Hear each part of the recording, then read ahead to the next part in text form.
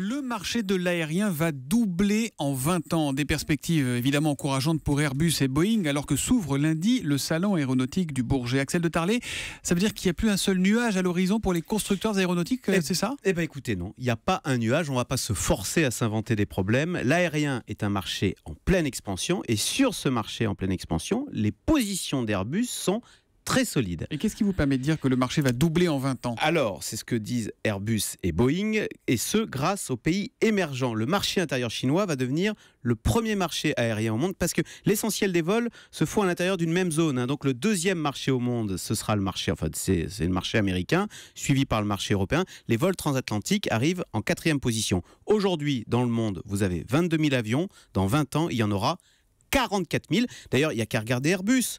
Le constructeur européen a livré l'an dernier 600 avions, mais en commande, il a engrangé 1500 commandes. Donc finalement, le problème d'Airbus maintenant, c'est de fournir tous ces avions, c'est de livrer. Exactement. Et figurez-vous que c'est pas toujours facile, parce qu'un carnet de commandes qui augmente très vite, ça peut ensuite, il faut ensuite pouvoir tenir le rythme. C'est pas banal, mais vous avez l'exemple du fabricant de sièges pour avions, Zodiac Aerospace, qui croule sous tellement de commandes qu'il a un peu perdu les pédales l'an dernier avec toutes ces commandes.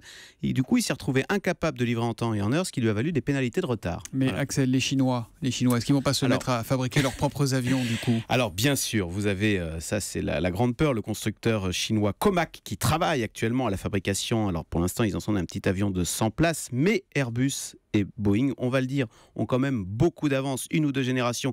Donc alors, pas de péché d'arrogance, vous avez néanmoins raison. Du coup, Airbus, pour amadouer ses grands clients chinois ou américains, Airbus crée des sites d'assemblage dans ces pays. Donc il y a déjà une usine Airbus en Chine, à Tianjin, à côté de Pékin. Et en septembre prochain, Airbus va inaugurer une 2e usine d'assemblage sur le 2e grand marché, donc aux États-Unis, dans l'Alabama.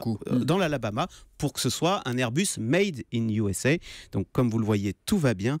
L'aéronautique est notre premier contributeur au commerce extérieur, c'est 22 milliards d'excédents d'euros l'an dernier. Et ça va bien aussi pour les avions de guerre, du coup, avec ces oui, il n'y a Rafale pas que le civil qui marche maintenant. En plus, il y a le Rafale. Voilà, il y a le militaire.